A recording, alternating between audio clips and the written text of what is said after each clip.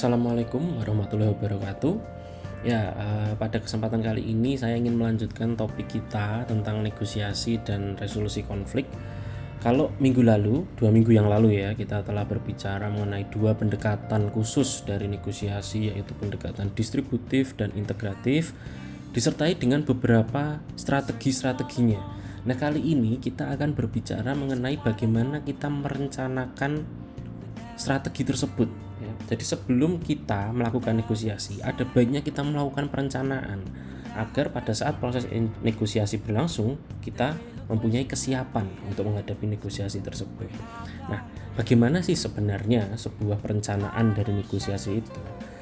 Perencanaan negosiasi atau planning itu sebenarnya adalah turunan dari goal dan strategi yang sudah kita rumuskan. Jadi sebelum Anda membuat planning, Anda pastikan dulu goals dan strateginya sudah baik. Ya, kita sudah membahas goal strategi di pertemuan sebelumnya. Kita tahu bahwa goal itu terkait dengan target point, apa yang ingin Anda capai, lalu strategi mengenai bagaimana Anda mencapainya. Nah, planning ini kita berbicara mengenai persiapan untuk mengimplementasikan strategi tersebut. Ya. Tapi sebelum merencanakan sesuatu, kita harus tahu dulu goal dan strateginya apa. Maka dari itu, sebelum kita masuk ke perencanaan, saya akan sedikit lagi membahas masalah goal dan strategi negosiasi. Yang pertama, mari kita bahas goal ya. Goal ini adalah apa yang ingin Anda capai dari sebuah negosiasi. Kita tahu bahwa di pertemuan kedua kita membahas yang namanya target point ya. Goal kita adalah target point kita. Semua negosiasi haruslah mempunyai goal, haruslah mempunyai tujuan yang jelas agar Anda bisa mencapai goal tersebut. Nah, pada waktu itu kita hanya berkenalan tentang target point atau goals ya. Saya ingin menambahkan sedikit mengenai kriteria atau sifat-sifat atau mungkin ciri-ciri dari goals yang baik dalam negosiasi. Goals itu cirinya ada 3 ya. Yang pertama, goal itu haruslah measurable, spesifik, dan konkret. Artinya goalnya bisa terukur. Sebuah capaian yang Anda inginkan itu lebih baik jika bisa terukur. Maksudnya gimana? Ambil contoh Anda mempunyai tujuan atau goal ingin mendapat nilai UTS yang baik. Itu termasuk goals atau tujuan. Tapi itu bukanlah tujuan yang baik. Kenapa? Karena nilai UTS yang baik itu bagaimana cara mengukurnya? Bagaimana Anda tahu nilai UTS Anda baik atau tidak? Maka dari itu, lebih baik jika statement goal Anda itu disertai dengan ukuran, disertai dengan capaian yang sifatnya kuantitatif. Contohnya seperti ini. Anda ingin mendapatkan nilai UTS minimal 95. Itu adalah salah satu contoh goals yang baik karena ada ukurannya 95. Jika nilai UTS Anda kurang dari 95, maka goal Anda tidak tercapai. Namun jika nilai Anda lebih dari 95, maka Anda mencapai goal tersebut. Maka dari itu, untuk mengukur sejauh mana capaian Anda itu dicapai, ada baiknya Anda menambahkan ukuran pada tujuan atau goal Anda bernegosiasi. Ciri yang kedua, goal itu bisa substantif, bisa psychological, atau bisa prosedural. Maksudnya bagaimana? Sebuah goal itu pasti punya yang namanya substantif atau dasar. Nilai 95 itu adalah goal substantifnya, goal dasarnya, goal yang ingin Anda capai dan sifatnya tangible, dapat Anda lihat, dapat Anda kemukakan gitu. Namun ada juga di balik goal substantif itu ada goal yang sifatnya psychological, yaitu goal yang tujuannya itu lebih ke aspek psikologi Anda. Contohnya Anda bernegosiasi agar bisa menjalin hubungan yang baik dengan lawan Anda. Itu sifatnya psychological, bukan substantif. Sifatnya intangible dan kadang tidak dikemukakan. Kalau kita balik ke contoh UTS tadi, ya, goal substantifnya adalah Anda ingin mendapatkan nilai 95. Sedangkan Goal psikologikalnya apa? Mungkin Anda ingin mendapatkan nilai 95 karena Anda ingin menjalin hubungan baik dengan dosen Anda. Anda ingin dosen Anda menyukai Anda gitu ya, karena Anda dianggap sebagai mahasiswa yang pandai gitu. Nilai 95 itu substantifnya. Tapi ada goal-goal yang terkait aspek psikologis di balik nilai substantif itu, yaitu Anda ingin menjalin hubungan yang baik dengan dosen Anda. Lalu bagaimana dengan aspek prosedural? Ya, sebuah goal itu pasti dicapai dengan cara-cara atau tahap-tahap tertentu. Nah, aspek prosedural ini adalah tujuan Anda mencapai goal substantif Anda dengan cara yang Anda inginkan. Kalau cara mencapai goal tersebut sesuai dengan keinginan Anda, maka goals itu sesuai secara prosedural. Contohnya, substantifnya Anda ingin mendapatkan nilai 95. Psikologikalnya Anda ingin mendapatkan nilai 95 karena Anda ingin menjaga hubungan baik dengan dosen Anda.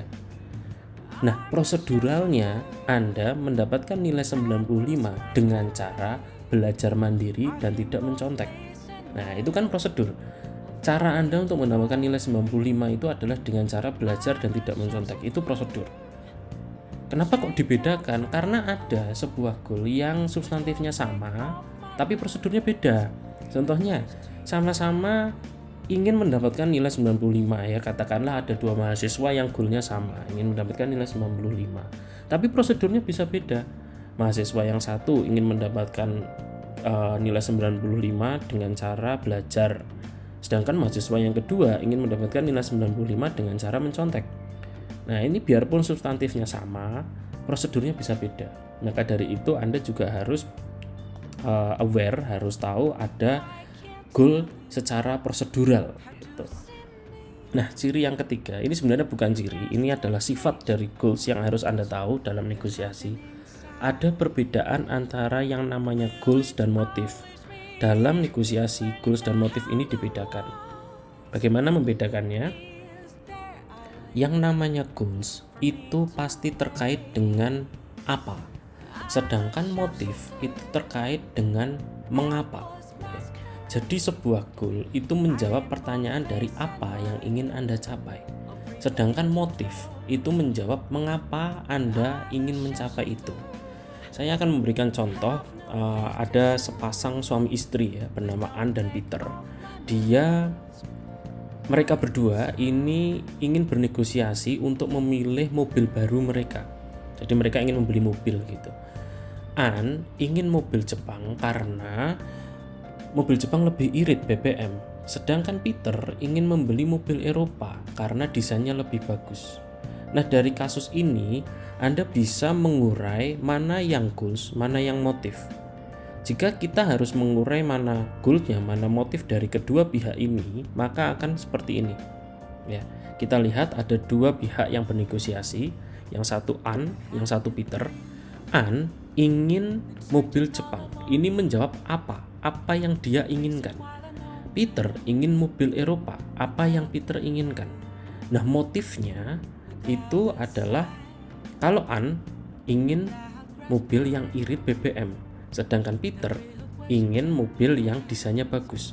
Jadi motif ini menjawab mengapa, sedangkan goal itu menjawab apa. Dalam negosiasi, Anda harus bisa membedakan mana yang goal, mana yang motif. Cara membedakannya adalah dengan menjawab apa dan mengapa dari suatu kasus. Ya.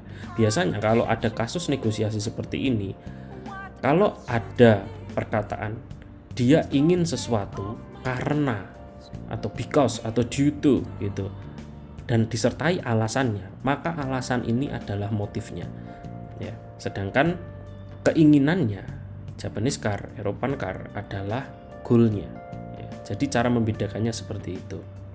Nah, goal juga punya satu ciri lagi dalam negosiasi yang Anda harus pikirkan sebelum membuat goals, yaitu goals itu punya efek secara tidak langsung. Goal bisa Anda capai dan memberi efek langsung ke Anda. Anda mendapatkan apa yang Anda inginkan.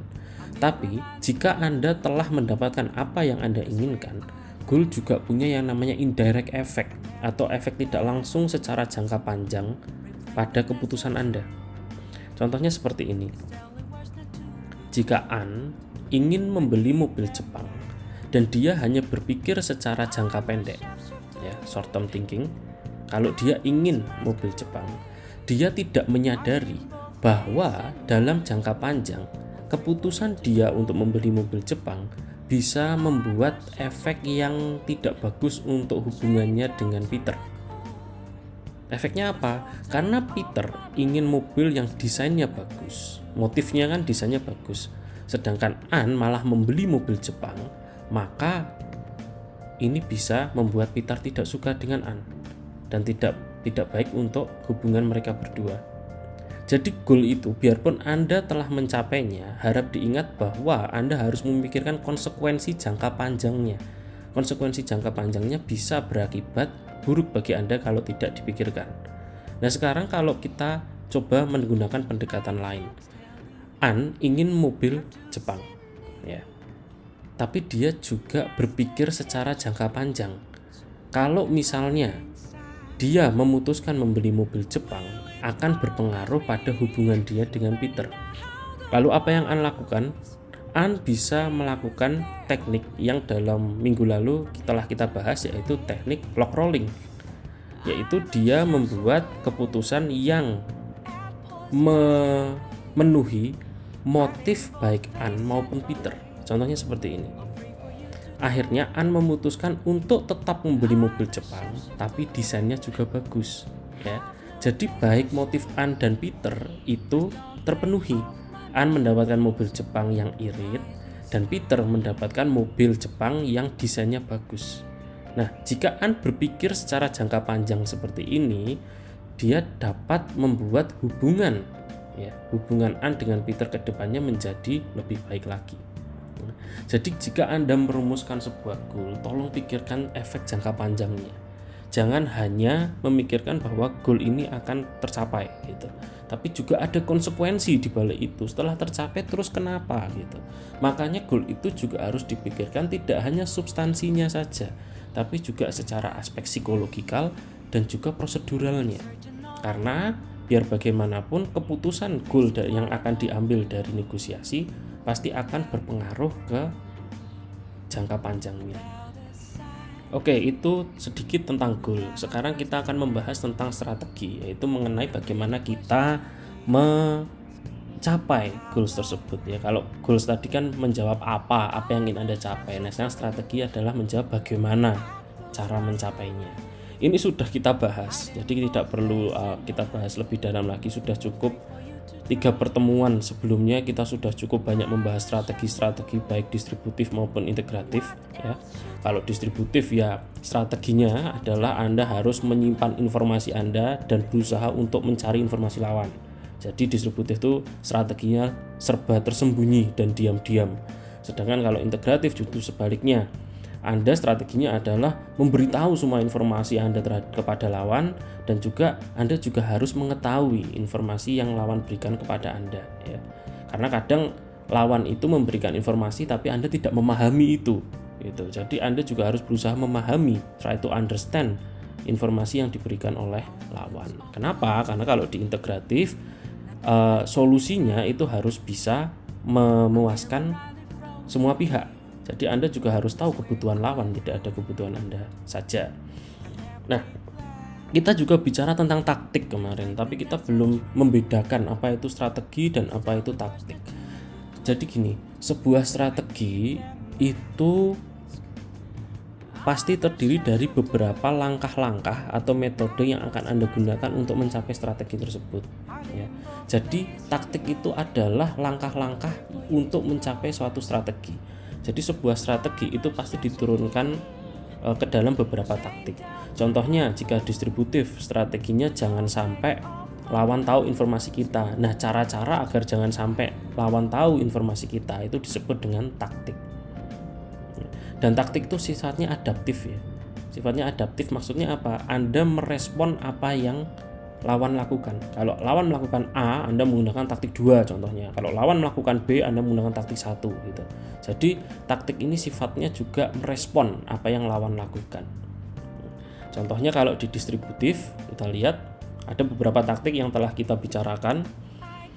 Contohnya menggunakan asesmen, ya, kita mengukur apa sih sebenarnya yang ingin dicari lawan, atau kita juga manage impresi lawan terhadap kita, atau yang cukup tidak etis yaitu menggunakan taktik hardball. Nah, ketiga cara ini disebut taktik, tapi strateginya tetap satu, distributive negotiation.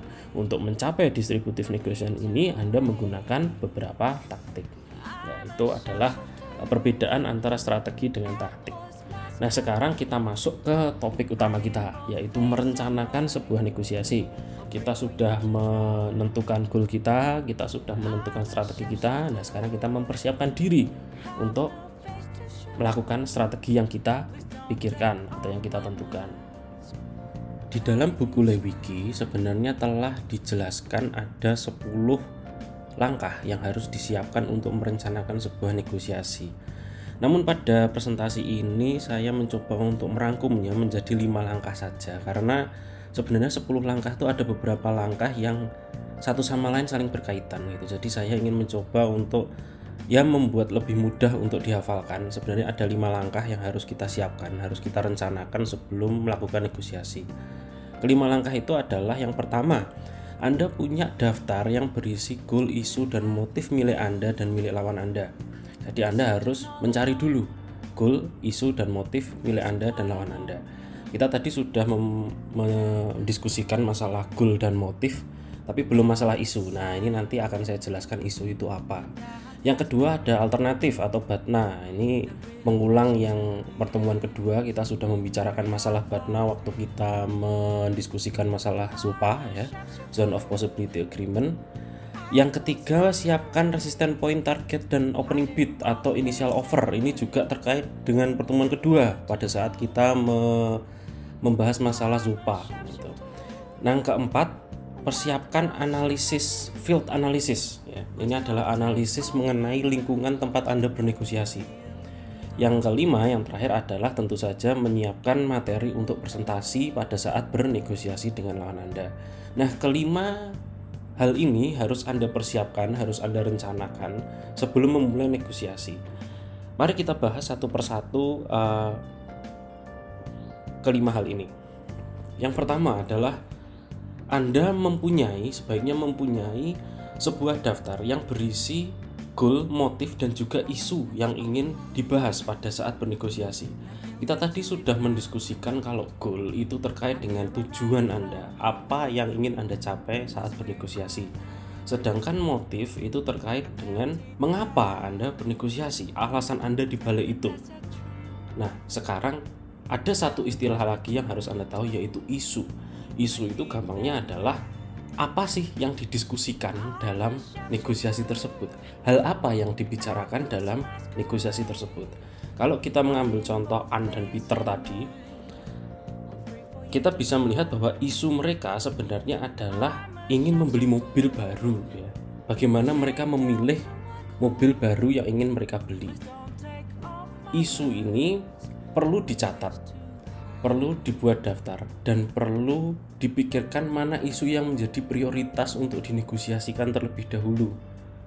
Nah, kalau kasusnya Anne sama Peter ini kayaknya nggak penting untuk mencatat isu-isunya, karena isunya cuma satu, ya, yaitu membeli mobil baru. Bagaimana kita memilih mobil baru yang akan dibeli. Namun bagaimana kalau kondisi negosiasi itu mempunyai isu lebih dari satu?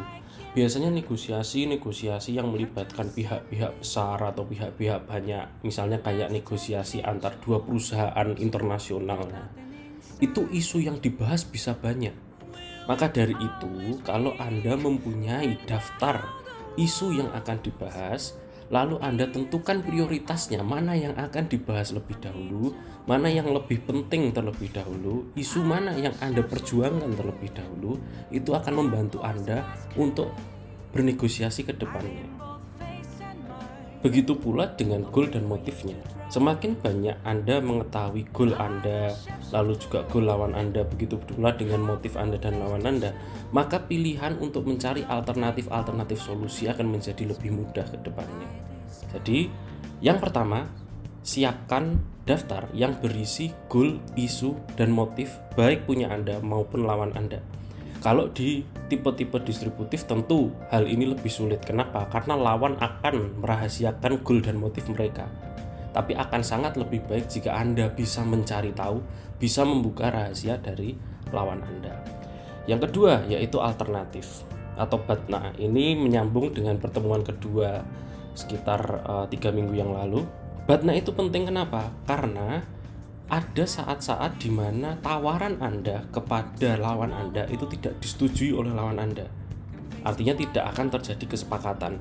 Pada saat hal itu terjadi, Anda bisa memanfaatkan yang namanya alternatif.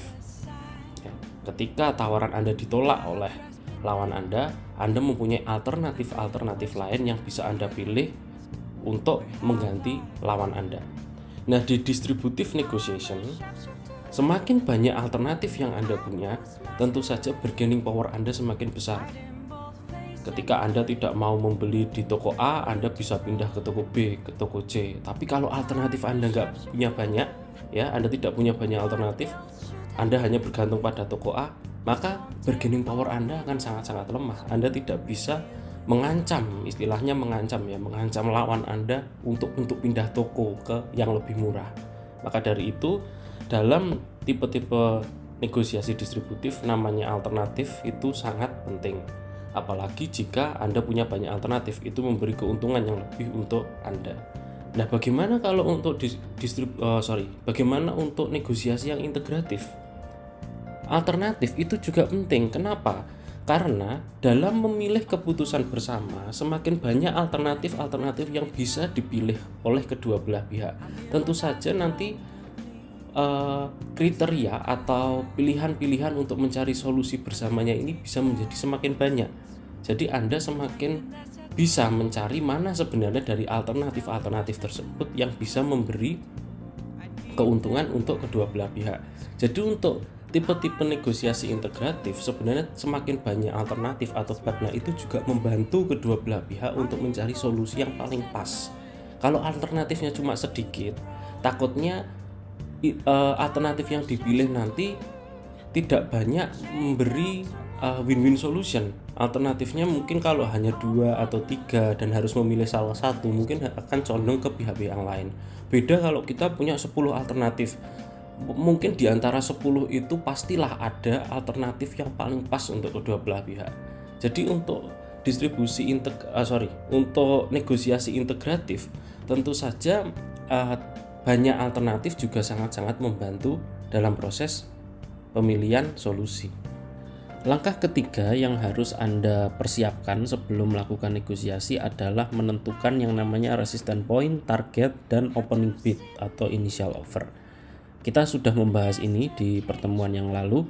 Resistance point itu terkait dengan batas Anda sanggup bernegosiasi. Ini terkait dengan batas sumber daya yang Anda miliki, modal yang Anda miliki, kemampuan yang Anda miliki. Anda harus tahu itu. Sehingga jika suatu negosiasi itu sudah berjalan melampaui resistance point Anda lebih baik membatalkan negosiasi itu atau mencari pihak lain untuk bernegosiasi. Jangan sampai Anda tidak sadar negosiasi telah berjalan melampaui resistance point Anda dan terjadi deal atau kesepakatan. Kalau sampai terjadi, Anda tidak sanggup membayar dan Anda akan rugi sendiri. Yang kedua, tentu saja target atau goals itu juga harus Anda pertimbangkan angkanya. Di awal diskusi tadi, salah satu ciri goal yang baik adalah harus measurable. Jadi Anda harus menentukan targetnya berapa, goalsnya itu berapa. Ini juga perlu dipikirkan. Yang ketiga adalah opening bid atau initial offer, yaitu berapakah tawaran pertama Anda pada saat awal negosiasi ke lawan. Opening bid ini haruslah melampaui target point ya. Jadi jumlahnya yang ditawarkan itu haruslah yang paling besar. Kenapa? Karena jika opening bid ini tidak disetujui lawan, Anda punya ruang untuk melakukan concession menuju ke target point. Nah, tolong 3 hal ini juga Anda persiapkan, Anda pikirkan sebelum melakukan negosiasi. Yang keempat, ini yang baru, analisis lingkungan atau field analysis. Ini sebenarnya bukan analisis lingkungan ya, tapi analisis kondisi dari sebuah negosiasi yang akan Anda lakukan. Di slide ini ada gambar sebuah kondisi negosiasi ya, di mana pihak A dan pihak B ini sedang bernegosiasi, dan pihak C ini adalah pihak yang berhubungan dengan pihak A atau pihak B, namun tidak ikut jalannya proses negosiasi, tapi mereka datang ke negosiasi. Contohnya siapa? Contohnya dewan direksi, manajer, bos dari A dan B. Mereka tidak ikut bernegosiasi, tapi mereka akan mengambil keputusan terkait dengan negosiasi yang dijalankan A dan B. Maka dari itu, ini juga bisa menjadi pihak-pihak yang menonton negosiasi ini juga bisa turut andil dalam proses negosiasi Anda antara A dengan B. Lalu juga ada pihak-pihak D. Pihak-pihak D ini adalah pihak yang sama sekali tidak berhubungan dengan proses negosiasi, tidak berhubungan dengan pihak A, tidak berhubungan dengan pihak B, tidak juga berhubungan dengan pihak C, namun mereka menonton negosiasi. Contohnya kayak media yang meliput jalannya negosiasi. Ini juga akan memberi andil pada, sebenarnya bukan pada hasil negosiasinya, tapi pada efek jangka panjang dari negosiasi tersebut. Contohnya jika ada media yang meliput, jika proses negosiasi antara A dan B ini berjalan tidak mulus, contohnya B akan melakukan tindakan tidak etis, maka D bisa meliput, bisa melaporkan apa yang B lakukan ke masyarakat, dan itu tidak baik untuk perusahaan Anda. Maka pihak-pihak yang menonton negosiasi ini juga perlu kita analisis, siapa saja yang datang, media mana yang datang. Lalu yang terakhir adalah E. E ini adalah pihak yang sebenarnya tidak datang di proses negosiasi, tidak berhubungan dengan negosiasi, namun memberi efek terhadap negosiasi tersebut. Contohnya ini adalah lingkungan eksternal dari pihak A dan pihak B ya. Contohnya gini, lingkungan eksternal itu kalau misalnya kondisi seperti saat ini di mana rupiah melemah ya, itu kan kondisi lingkungan eksternal ya. Rupiah yang melemah itu kondisi lingkungan eksternal karena ada wabah corona gitu. Otomatis jika A dan B ini berdiskusi masalah katakanlah ekspor impor barang, pasti rupiah yang melemah ini itu juga akan mempengaruhi jalannya diskusi A dan B.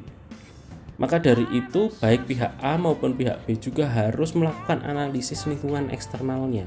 Bagaimana kondisi ekonomi saat ini? Itu juga harus dianalisis. Bagaimana kondisi politik saat ini? Itu juga harus dianalisis. Jadi field analysis itu adalah analisis di mana Anda menganalisis pihak Anda sendiri ya, siapa yang mewakilkan bernegosiasi, siapa yang menyediakan data-data saat bernegosiasi. Lalu Anda juga menganalisis pihak lawan, pihak B ya. Lawan itu yang datang siapa saja, siapa yang berbicara, siapa yang ada di balik mereka. Lalu juga menganalisis pihak C, di mana mereka menjadi penonton, tapi mereka adalah bagian dari pengambil keputusan antara A dan B. Contohnya kayak presiden atau dewan direksi dari perusahaan A atau perusahaan B, mereka tidak ikut jalannya negosiasi, tapi mereka hadir dan mereka akan mengambil keputusan terkait hasil negosiasi.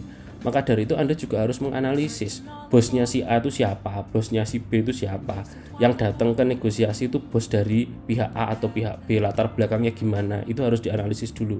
Lalu pihak D ini adalah pihak yang di luar perusahaan yang bernegosiasi tapi menonton negosiasi tersebut, itu juga harus Anda analisis, siapa media yang datang, keluarga siapa yang datang, itu juga harus Anda analisis karena mereka akan meliput atau akan melaporkan hasil negosiasi ini ke masyarakat, sehingga ini juga turut memberi efek ke negosiasi Anda. Yang terakhir tentu saja lingkungan eksternal ya, kondisi sosial, politik, ekonomi, budaya dari proses negosiasi ini. Nah, Anda perlu melakukan analisis terhadap 5 pihak itu yang disebut dengan field analysis. Yang terakhir terkait dengan bagaimana Anda mempresentasikan, Anda membuat persiapan sebelum presentasi ke lawan Anda. Ada 2 hal yang harus Anda persiapkan. Yang pertama adalah bagaimana kita memframing usulan kita agar bisa didengar oleh lawan. Ya, isu yang kita bawa itu harus kita framing, harus kita pikirkan sedemikian rupa agar lawan bisa menerima info itu dengan baik. Itu kalau integratif ya. Kalau distributif harus di framing agar lawan itu merasa bahwa kita mempunyai power yang lebih kuat. Contohnya seperti siapa aja yang datang, lalu siapa yang mempresentasikan, lalu bagaimana isi presentasi, opening bid-nya berapa. Nah, itu harus Anda pikirkan pada saat sebelum presentasi dimulai. Yang kedua, Anda juga harus membuat struktur ya yang sering disebut dengan negotiation agenda, yaitu mana saja sih yang harus kita presentasikan. Kalau misalnya negosiasi itu ada banyak isunya, tadi kan kita sudah membuat daftar isu ya. Nah, itu isu mana yang jadi prioritas ya, isu mana yang harus dikemukakan terlebih dahulu, mana isu yang sebaiknya jangan dikemukakan dulu, mana isu yang bisa memberi bargaining power kita lebih besar. Nah, itu harus kita pikirkan dulu pada saat membuat presentasi atau disebut dengan negotiation agenda. Ya, itu adalah 5 persiapan yang harus Anda persiapkan sebelum sebelum melakukan negosiasi ya. Semoga bisa membantu. Sampai di sini dulu materi dari saya. Kita akan ketemu lagi minggu depan. Kalau misalnya ada pertanyaan, Anda bisa mendiskusikan di Google Classroom. Terima kasih. Assalamualaikum warahmatullahi wabarakatuh.